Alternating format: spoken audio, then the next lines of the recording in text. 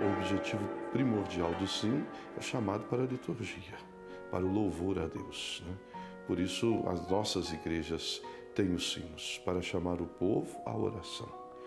E nessa sociedade secularizada nossa hoje, onde o religioso vai se esmaecendo, não é? Os sinos, então, são como que um grito, né? Lembrando-nos do transcendente, lembrando-nos das coisas de Deus. O sino, ele está dentro de um contexto, né, da cristandade muito forte, desde o início, né? E nós somos uma sociedade, né, um mundo ocidental, forjado através da cristandade, e o sino virou, né, a voz da igreja, né?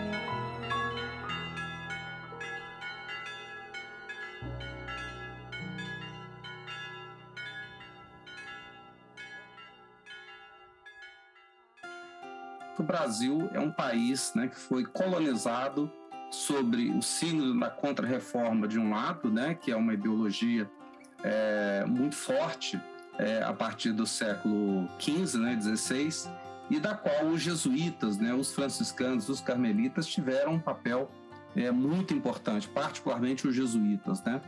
E segundo alguns depoimentos, os jesuítas, nesse contato com o elemento indígena, né, na sua catequização, utilizaram o sino, né? O som era do agrado do nativo do Brasil, né?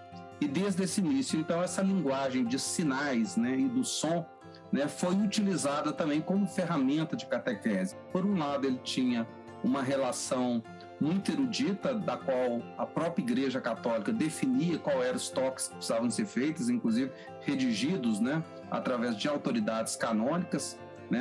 A mais conhecida é o Sino da Bahia de 1727, mas também existiam toques livres, né, da qual o elemento escravizado, geralmente, né, trazido aí, da África, né, ele utilizou essa riqueza rítmica da sua formação cultural e também improvisou muito esses toques, né, segundo alguns estudos, né, sociológicos, inclusive relacionando com os toques dos tambores do candomblé. Muitas práticas da música das culturas africanas, eles utilizam três tambores de alturas diferentes, né? Isso é muito comum em várias manifestações.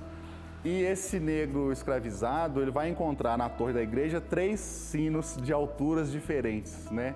E sendo que a prática deles, a prática musical e cultural deles foi sempre muito reprimida aqui no Brasil, esse espaço foi o espaço que possibilitou para ele de produzir a sua rítmica. E tem uma célula rítmica que a gente chama de tresilo, paradigma do tresilo, que ela é muito comum para todo mundo no Brasil. As pessoas no Brasil fazem isso muito facilmente. Um europeu não faria isso tão fácil como a gente, né? Que é essa célula rítmica aqui, né?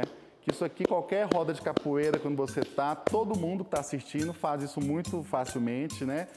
Roda de samba. E essa célula rítmica, ela veio da África, ela veio de uma região da África e é a base que vai gerar samba, baião, maracatu, vários outros gêneros do sul do país, assim, do sul ao norte, essa célula rítmica tá presente. E nós identificamos nessa pesquisa que ela é a base da grande maioria dos repiques aí. Está no sangue, porque você ouve isso o tempo todo, né? Você está na roda de samba. E as variações disso, pá, pá, pá, pá, pá, pá, pá, pá, pá, pá, pá, pá, pá, pá, pá, são as variações, mas tudo com essa base aqui. Você pode ver que o baião é isso aqui mais lento. Pam, pam, pam, pam, né? Que vai gerar o forró. O primeiro samba é isso aqui. Capoeira fica lá. E isso está lá no sino da igreja, na torre, sendo tocado com 3 sinos de alturas diferentes. Isso eu acho muito impressionante aqui. É bem familiar. Aí, né? Um alemão teria dificuldade em fazer isso.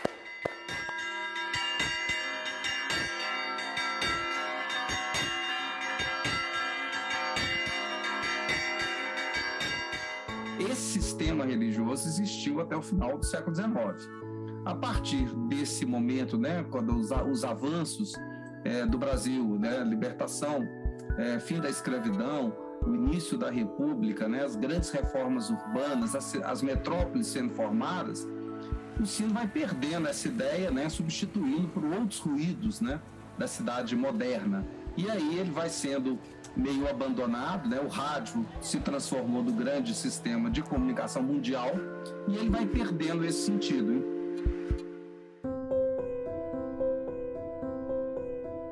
São João del Rei é uma cidade seiscentista mineira. Aqui a história, a tradição e cultura lá do século XVIII são bem conservadas. A gente observa pelas ruas, construções, pela igreja e também pelo sino. Não é à toa que São João del Rei é conhecido como a cidade onde os sinos falam. Eles não marcam só o tempo, não. Eles também comunicam notícias que influenciam no cotidiano da cidade.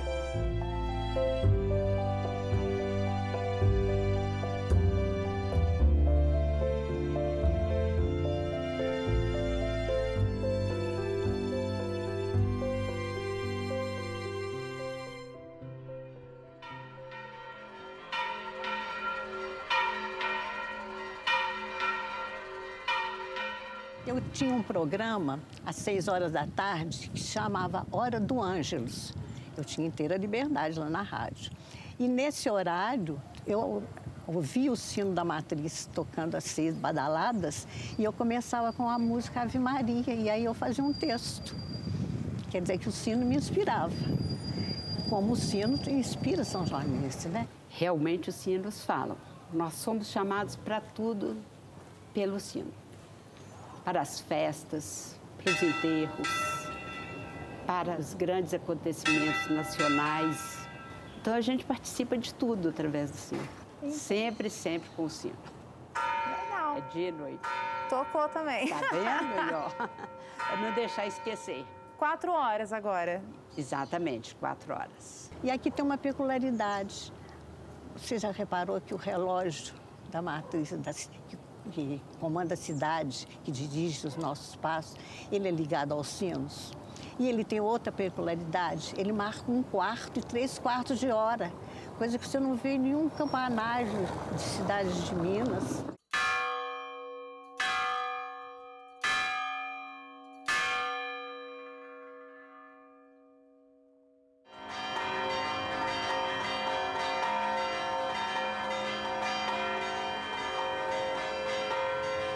Durante o ano tem os repiques. Quando entra na quaresma, aí os repiques param com os repiques, porque é um tempo mais de penitência. Então só tem-se os dobres. Principalmente as missas de domingos. Em cada igreja, de cada irmandade, tem sua missa no horário cada igreja tem sua missa, aos domingos. Então dobra aquele sino, só o dobre.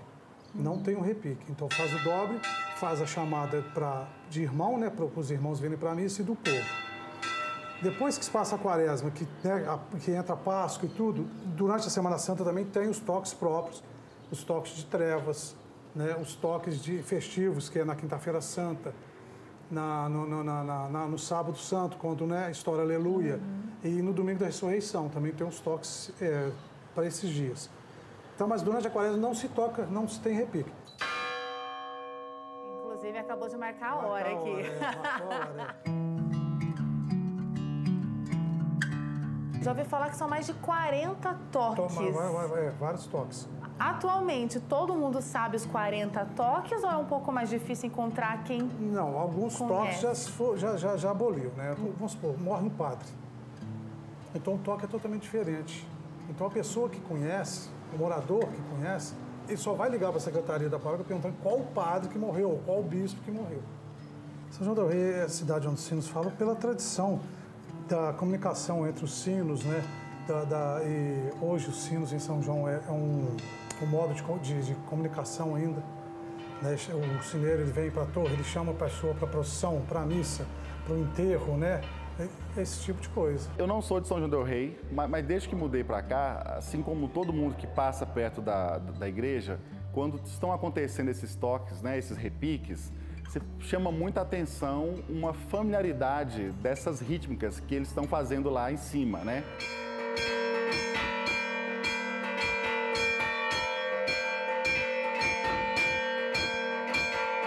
Então o sininho, ele começa a tocar já esse ritmo, pam, pam, pam, pam, pam, e os outros vão improvisando e variando em cima disso. Então quando você ouve de baixo, é uma paisagem sonora muito rica e muito preenchida dessa rítmica, que já é uma rítmica brasileira.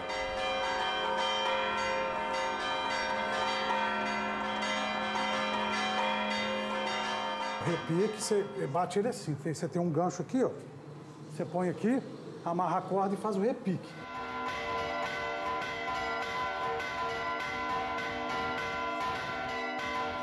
O dobre não, você já tem que fazer aquele movimento e colocar ele de boca para cima para ele dobrar. Entendi. E tem também uma coisa que, se quiser, ele faz até uma demonstração. Na linguagem dos sineiros, para colocar o sino, a gente fala pino, né, de boca para cima, tem na linguagem do sineiro, é catar. O que é catar? Você pegar o sino, amaciar ele, e lá fora, em pé com ele e trazer ele. Tem esse coisa também. E quem é o aventureiro que faz isso, é ele? Eu fazia, mas hoje eu tô velho, barrigudo, não consigo não. Ele faz.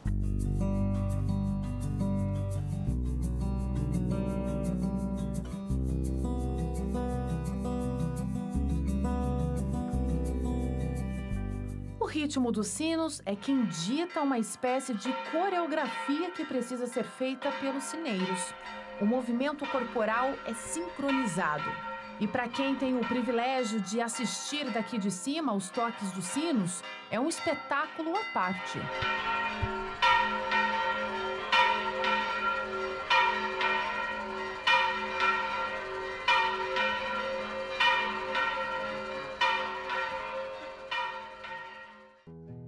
As adaptações são formas de fazer com que os sinos sobrevivam ao desenvolvimento e à tecnologia. É ver o tempo passar e ele continuar marcando essa história. É como se diz aquele ditado, cada conto aumenta um ponto. E no caso dos sinos, eles continuam em forma de melodia, de badalos, narrando a própria trajetória.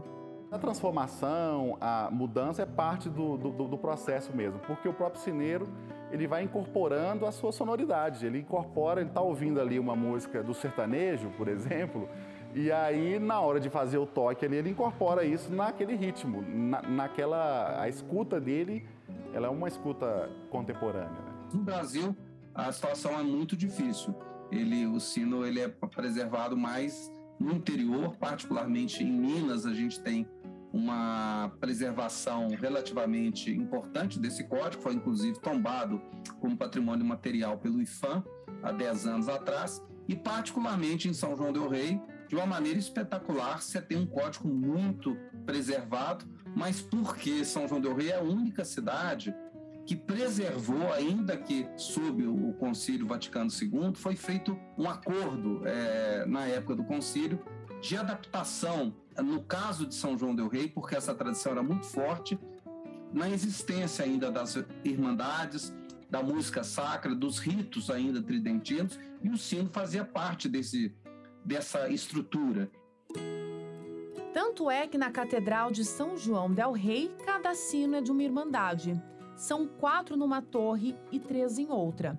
O que muda são os sineiros, que assumem a missão de comunicar à cidade dos fatos. O aprendizado sobre os sinos é passado de geração em geração. É até muito fácil, porque isso está na cultura do nosso povo, né? Então os meninos já desde cedo já querem subir nas torres das nossas igrejas, já em casa com os pais eles montam pequenas torres e ali vão aprendendo os toques. Tem algo que já está na alma do nosso povo, algo muito forte, que a gente acompanha então, incentivando, obviamente, mas é algo da cultura mesmo, isso já está introjetado, né, na alma são-joanense, na experiência de fé do nosso povo. E como que é você manter essa tradição? Você tem filhos? Você já ensinou para alguém? essa tem função. Sobrinhos, filhos, já são todos sineiros, já aprenderam. Já aprenderam e já estão praticando também, né? O Gabriel só tem 8 anos.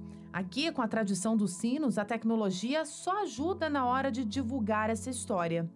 Ele tem um canal no YouTube. Lá ele mostra um pouco desse processo de formação como sineiro.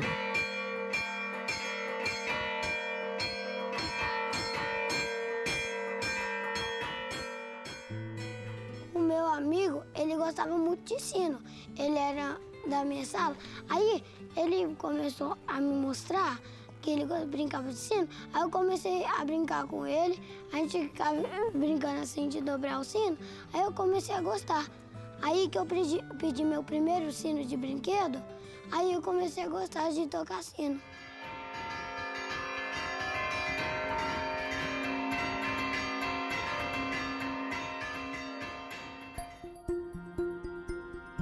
Os sinos marcam a história. Os toques festivos anunciaram, dentre outros marcos, a independência do Brasil.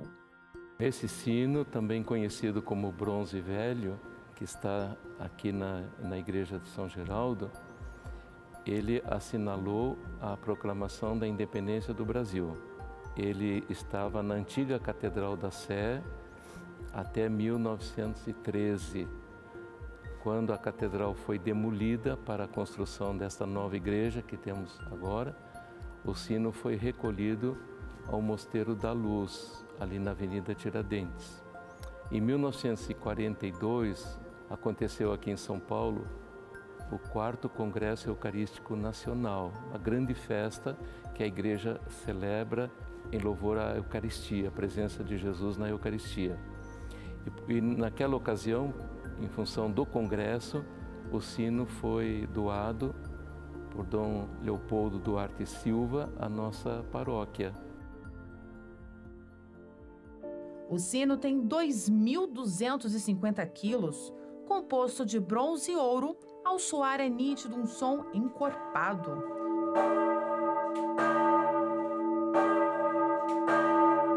Hoje ele toca com auxílio de um programador. Mas quando marcou a independência, os repiques eram feitos por uma corda. O badalo antigo, original, é de ferro. E, portanto, o atrito do ferro com o bronze foi machucando o sino. Então, naquela ocasião, quando nós colocamos o sistema automático, houve a recomendação da fábrica de sinos que a gente substituísse o badalo de ferro por um badalo de bronze. O badalo original está guardado, porque faz parte do patrimônio histórico. Esse sino é tombado pelo Patrimônio Histórico Nacional e está aqui bem cuidado, bem conservado. O acesso à torre é bem estreito. Hoje só serve para a manutenção dos sinos. Aqui ninguém sobe para tocar. E lá no topo, outros 2 sinos auxiliam nas marcações, uma forma de manter a tradição. Ao meio-dia e às 6 horas, o sino médio marca as horas. Já o chamado para celebrações, missas e eventos, os 2 sinos tocam. Já o da independência, só para datas especiais. Então, para não atrapalhar assim, né, a população aqui próxima da igreja, nós usamos esse sino apenas em datas especiais. Natal, Páscoa, a festa do padroeiro, Pentecostes, enfim, nessas ocasiões.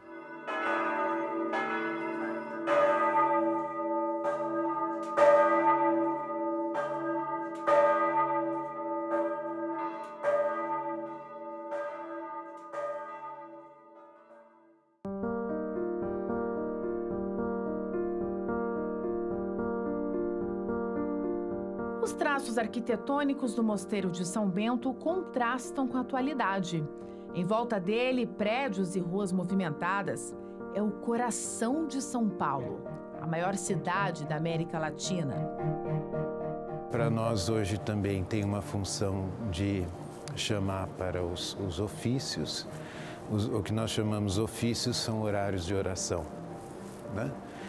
e também serve, tem uma função mais social aqui dentro da cidade de São Paulo, que funciona também como um relógio. Os mais antigos ainda dizem que a Torre do Mosteiro é o Big Ben de São Paulo. Na época mais rural da igreja, né, mais no período da Idade Média, as pessoas trabalhavam no campo. E então elas sabiam que na hora que tocavam os sinos era a hora da consagração. Então elas se ajoelhavam, rezavam, porque não podiam estar na missa porque estavam trabalhando no campo, né? Tanto é que aquele sininho que a senhora ouve durante a celebração, na hora que levanta a hóstia consagrada, o vinho consagrado, aquilo lá, na verdade, é um resquício desse sino que, na realidade, avisava os fiéis que estavam impossibilitados de estarem na missa da consagração. Assim fica fácil compreender por que o mosteiro destoa das características de São Paulo, a cidade que não dorme. Mas aqui, os sinos também não perdem a hora.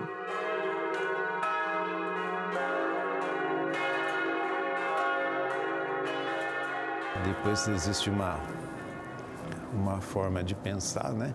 Que se existe, né, uma espécie de silêncio na cidade, porque as pessoas estão muito ocupadas, né, com o seu dia a dia, com o seu cotidiano, com as suas preocupações mais mundanas, né? Os sinos, eles são um grito e também um canto de alegria, né?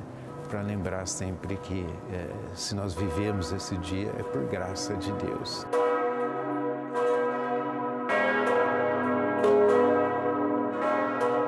Esses sinos que tocam no Mosteiro de São Bento são os mesmos encomendados lá em 1912 para a Alemanha. Isso faz com que eles sejam ainda mais raros. Isso porque em 1917 o Império Alemão decretou que todos os sinos que não fossem de catedrais fossem derretidos. Os alemães queriam que os sinos se tornassem matéria-prima para armamento de guerra.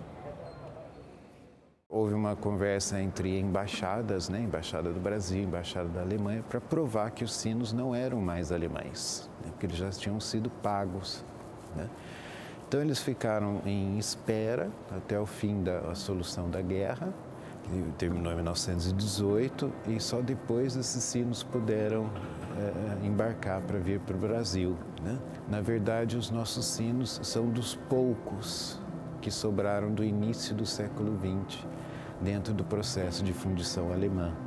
Então, nós já recebemos aqui alguns especialistas, né, na área de engenharia que vieram para ver os sinos, como eram os sinos alemães no início do século passado.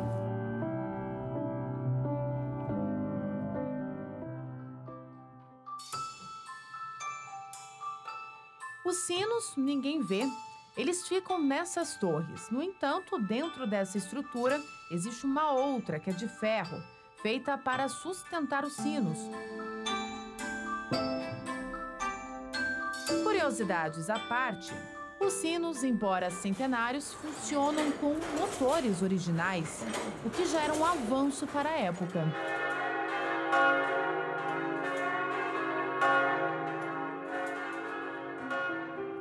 Os sinos são magníficos, únicos, são bem pesados e por isso os sons são mais graves. Todos eles têm um tom. Os mais fortes são dos sinos maiores, um de 5 toneladas e outro de 6. Os outros 4 seguem a lógica de 1, 2, 3 e 4 toneladas.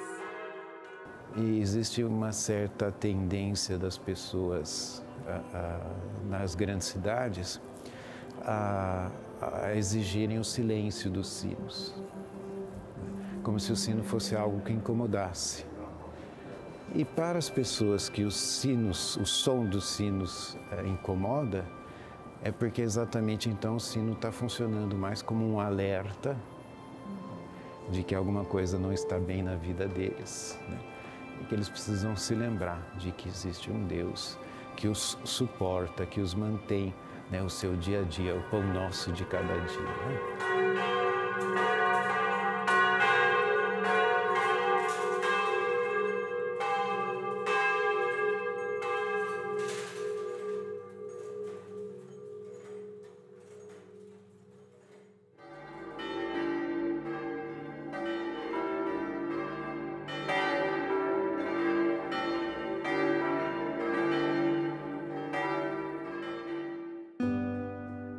Os sinos sempre marcaram época, fatos e sempre traduziram a religiosidade do povo.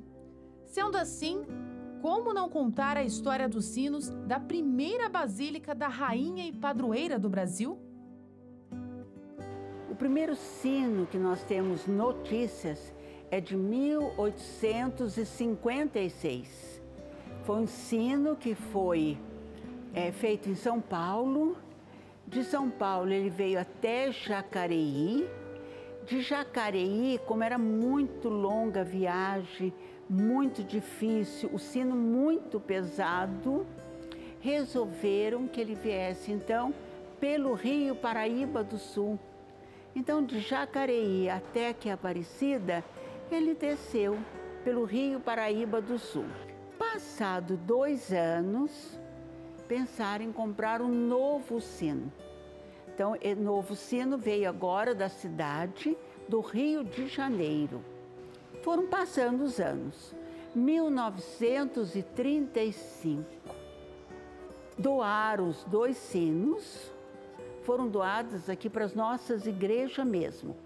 Já para a igreja de São Benedito, muito novinha, mas ainda não tinha seu sino. E para a igreja de Santa Rita. A igreja de Santa Rita é a igreja mais antiga nossa do município, após a nossa basílica aqui, né? A Basílica de Nossa Senhora Aparecida. Foram comprados 6 novos sinos. Eles vieram de Trento, na Itália.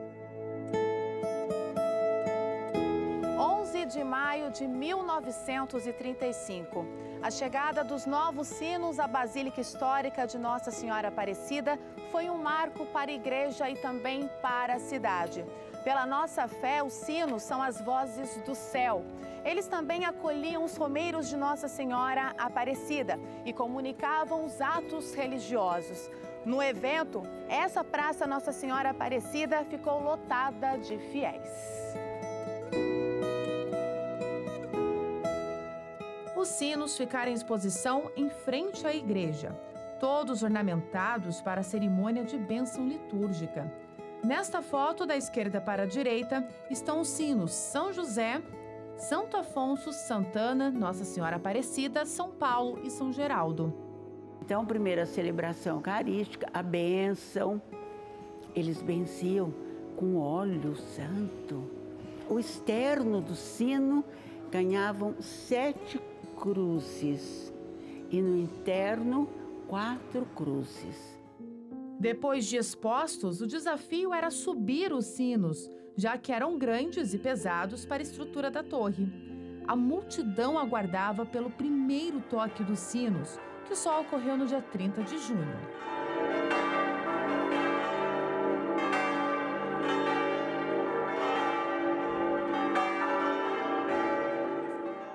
Os jornais da época relatam que naquele ano a visita dos devotos de Nossa Senhora Aparecida foi ainda maior.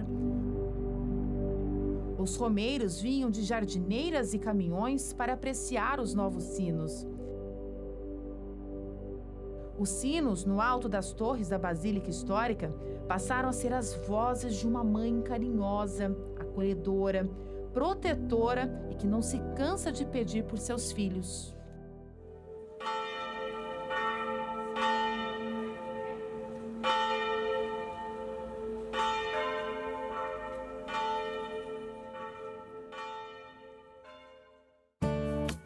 Os sinos são verdadeiras relíquias. Eles traduzem sentimentos e memórias seculares. São verdadeiras obras de arte.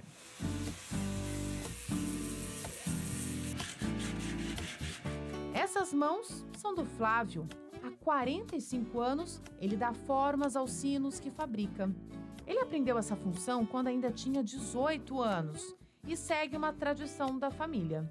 Nossa família é lá de Lucca, na Itália. Naquela época, em 1888, por aí, estava muito ruim a Itália. E o meu bisavô, que é o Angelo Angeli, ele estava para ir para os Estados Unidos ou para o Brasil, porque eram os 2 países novos que estavam nascendo naquela época, né? E aí, por coincidência, um amigo dele que estava aqui no Brasil, fazendo o monumento do Museu do Ipiranga, mexia com mármore, ele falou para o meu bisavô, para vir para cá, que falou, ó, vem para cá porque aqui no Brasil não tem nada, você vai se dar muito bem aqui. Aqui é um país muito religioso, muito católico, e você faz sino, então vem para cá que você vai se dar bem. E foi o que ele fez. Em 1889, ele pegou um barco junto com a família dele, né, os filhos, a mulher, tudo, e vieram para cá. E daqui nunca mais ele voltou para a Itália, né? Aí ele, em 1937, ele veio a falecer. Foi quando o filho dele, que também já era brasileiro, ele nasceu aqui no Brasil, o Viscardo Arminio José Angeli, ele assumiu a firma. Em 1964 ele faleceu e aí entrou meu pai, que é o Fernando Lucas Angeli. E meu pai também veio a falecer em 2013 e aí eu assumi no lugar dele. Dos sinos da família, o mais antigo que ainda ecoa por São Paulo é o sino da Penha. Ele foi feito em 1905. São um dos primeiros sinos que o meu bisavô fez. Ele tem 410 quilos e está tocando. O padre outro dia me chamou lá porque eles estavam com problema de automação. E aí eu falei para ele, não, a gente arruma o sino para o senhor, como nós já arrumamos, tinha mais sinos, mas esse daí era o nosso que estava lá. E está lá o sino, ele está contente, ele está tocando. Então, nós temos sino no Brasil inteiro. Eu só de olhar no sino, do formato dele, no ornato dele, o desenho dele, eu sei que é nosso. De geração em geração, o Flávio pôde acompanhar a história não só da família, mas também da valorização dos sinos. Antigamente, a procura pelos sinos era maior. Hoje, só os tradicionalistas valorizam essa cultura. O mais forte ainda é Minas. Minas não tem igual, eles são muito tradicionalistas, principalmente aquela região de São João del Rei, é muito, eles gostam mesmo. E a gente tem o norte, nordeste, né, também muito religioso, eles gostam muito, os padres principalmente gostam muito. O sul também, é difícil dizer. No sul porque tem muito italiano. Então tem regiões lá que a senhora vai em Santa Catarina, muito italiano. Então, e tem alemães também, né? Então, mas os alemães, os poloneses, os italianos, eles gostam muito. A gente faz muito também. Os sinos grandes que vemos no topo das torres, robustos, são resultado de um trabalho braçal, à base de tijolo e barro. E claro que não podem faltar cobre e estanho. O tijolo e o barro fazem a forma do sino, que recebe o nome de macho, que é um falso sino. Se comparar com a construção de uma casa, é o fundamento dessa obra. Quando essa estrutura seca, é feita uma camada de cera, contornando as escritas, brasões e outros detalhes dos sinos.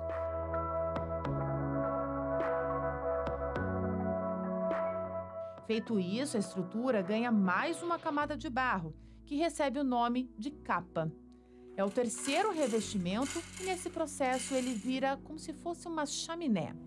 Dentro dele é colocado carvão vegetal que queima por pelo menos 5 dias para cozinhar o sino. Feito isso, toda essa estrutura vai para um buraco e a capa se solta das 2 primeiras camadas de barro e cera. Como fica um vazio embaixo da capa de barro, é nesse vão que o bronze é colocado. Ele é derretido em 1400 graus. São até 5 horas de derretimento e é levado até o sino.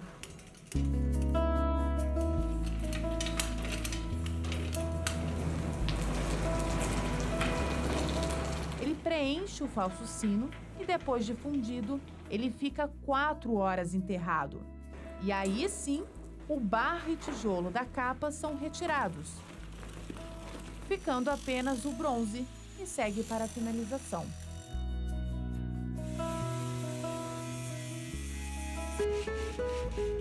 Os sinos também têm características peculiares.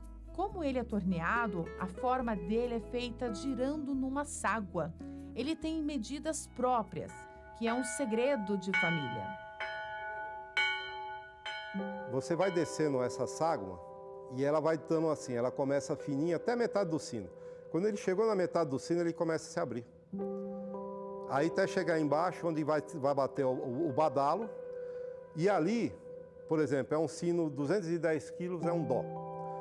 Vai bater o badalo aqui, ele vai dar a nota certa aqui, o dó, no meio, dó, ré, mi, vai dar um mi e um fá.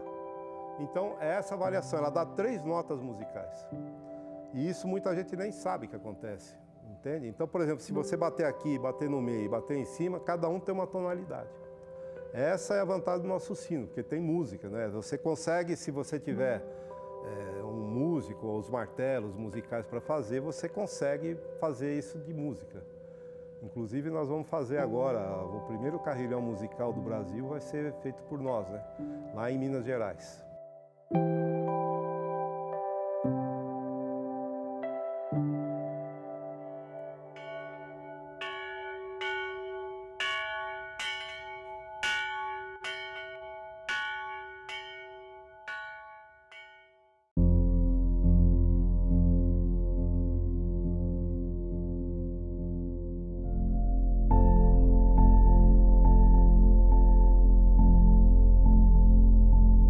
Eu sou Zacarias, profeta Pereira, vim aqui para esse santuário em 1977 para ajudar a construir uma igreja nova das Romarias e estou até hoje. Hoje eu sou guardião aqui do santuário da Padroeira do Estado de Minas Gerais. A história diz que em 1767 o Antônio da Silva Bracarene era pedreiro, um português muito bom pedreiro, estava construindo uma igreja da Basílica de... hoje já não é Basílica, é a Igreja Matriz de Caeté. E Nossa Senhora da Piedade apareceu aqui através do sonho de uma menina que era cega e surda e amanheceu falando e viu Nossa Senhora aqui no alto da serra com Jesus no colo. Aí começou uma peregrinação, essa qual que existe até hoje.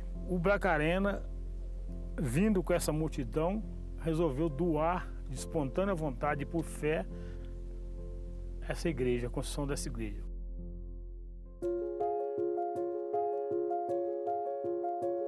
O Santuário Basílica Nossa Senhora da Piedade é o menor santuário do mundo, localizado a 48 quilômetros da capital mineira Belo Horizonte e a 16 quilômetros de Caeté. Ele foi construído nesta serra, a 1.700 metros de altitude. É aqui que os devotos encontram paz e espiritualidade. E embora bem pertinho do céu, cercado pela natureza, só os sinos rompem o silêncio.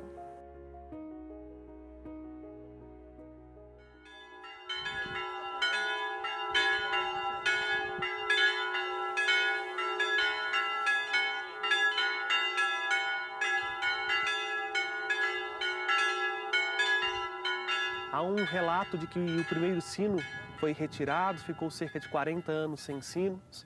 Depois foram instalados alguns sinos que ficaram tocando, mas por causa da umidade e do desafio ambiental, esses sinos acabaram deteriorando muito rápido.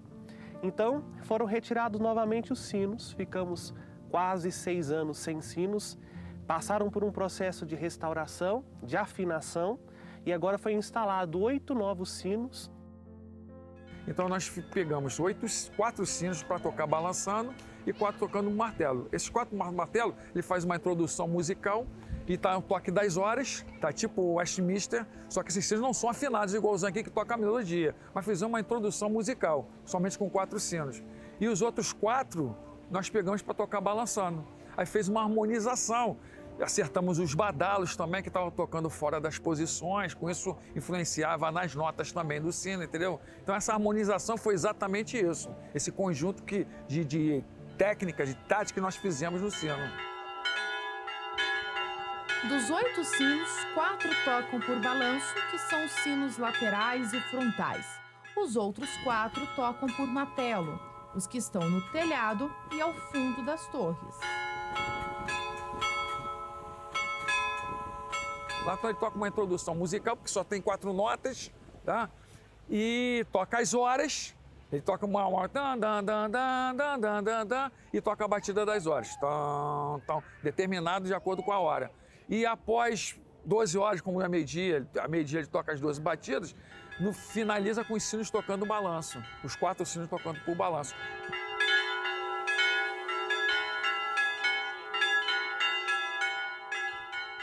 A providência de Deus aprove que nós pudéssemos reinaugurar os sinos no dia 2 de fevereiro deste ano de 2022, na festa da apresentação do Senhor no templo. Então, de fato, estamos neste contexto pós-pandemia. Faz com que os sinos não simplesmente ecoem no seu sentido litúrgico, sacramental, de convite à oração, mas renove o coração de tantas pessoas na esperança. Confesso que foi uma reação muito bonita de ser vista e também que emocionou a nós que aqui moramos e trabalhamos. As pessoas se encantaram, se emocionaram profundamente com os sinos.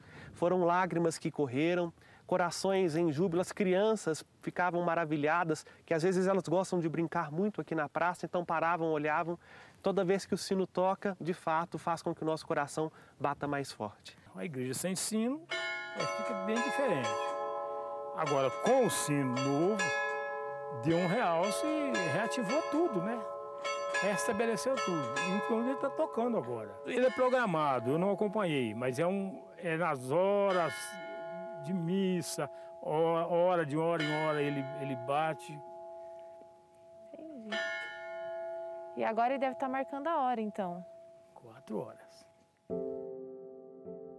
Os sinos do menor santuário do mundo têm uma peculiaridade com o campanário do maior santuário mariano do mundo, o Santuário Nacional de Aparecida.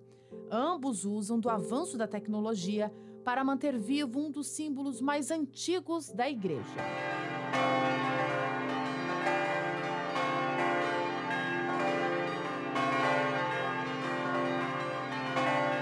Um campanário com os sinos aqui no santuário, ele nasce, ou a sua ideia nasce a partir da necessidade que nós tínhamos de construir um monumento que marcasse os 300 anos do encontro da imagem de Nossa Senhora Aparecida. Pensar o campanário, um monumento, uma data especial, como foi juntar tudo isso de ideia para depois presentear o santuário, Nossa Senhora Aparecida e todos os devotos com essa obra que a gente viu? Não poderia ser um simples campanário, não poderiam ser simplesmente sinos.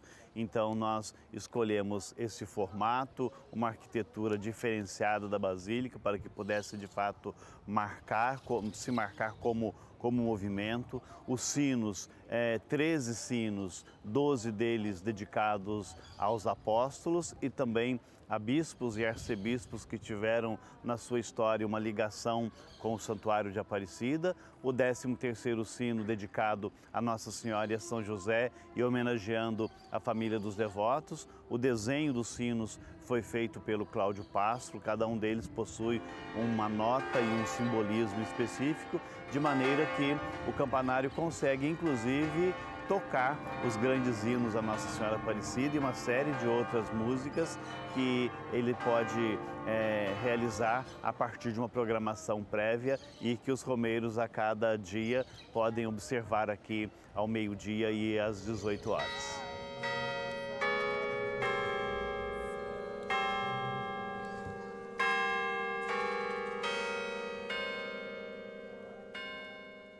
Então, aqui nós temos 13 sinos, né? Cada sino uma nota musical. Os 13 sinos tocam martelo e os 13 sinos tocam balançando. Quando toca o martelo é como se fosse tocando música, né? Como se fosse um teclado de piano. E ele vai, conforme aciona um teclado, dá uma nota no teclado, toca um martelo do sino e toca uma nota, entendeu? Por isso, quando você escuta a melodia, na verdade você escuta a música, mas é o martelo que toca. E tipo assim, as horas festivas, os sinos balançando, já é um conjunto de toques, os sinos todos balançando.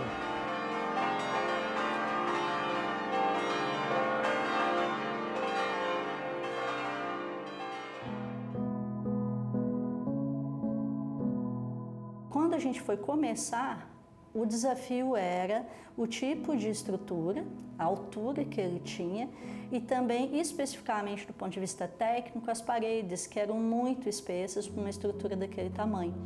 E considerando que esses sinos todos seriam movimentados por um motor de indução, e a gente não poderia ter muita vibração, tinha um determinado range para ele trabalhar, essa estrutura não poderia se movimentar muito. Nós fomos para Amsterdã e aí de Amsterdã a gente foi para uma cidadezinha próxima no dia seguinte. Estava gelado, garoava, não nevava não, mas gelado que é uma coisa de doido. E aí nós fomos. E uma curiosidade, nessa cidadezinha que, se eu não me engano, Arley-Hixen, se eu não me engano o nome, é uma cidadezinha que nasceu o Padre Eustáquio, que é um beato lá de Belo Horizonte, né, também. E então lá nós conhecemos a fábrica e vimos como é que é todo o processo de construção dos sinos e lá então nós entendemos como que seria fabricado, como que se poderia dar as notas, porque nós queríamos também que eles tivessem as notas necessárias para tocar as músicas. Os sinos vieram da Holanda, não é? Com a qualidade típica da produção dos sinos dessa região. Não só da Holanda, existem outros países que produzem também com muita qualidade sonora os sinos, né? Que tem uma tradição muito grande, mas depois nós tivemos ainda que contar com a estrutura própria da confecção do próprio campanário, que exigiu projetos muito específicos também, com auxílio de pessoas de fora também. De fato. É muito interessante que o campanário, eu falo que tem um pouquinho de cada lugar, né? Os sinos são holandeses, o quadro veio da Bélgica, as telas que tinham que ser em inox para não marcar a estrutura que a gente gostaria que fosse fiel ao projeto arquitetônico, elas vieram da França, a forma, né, de painéis aí vindo da Alemanha, os sinos holandeses, né, e a mão de obra toda brasileira.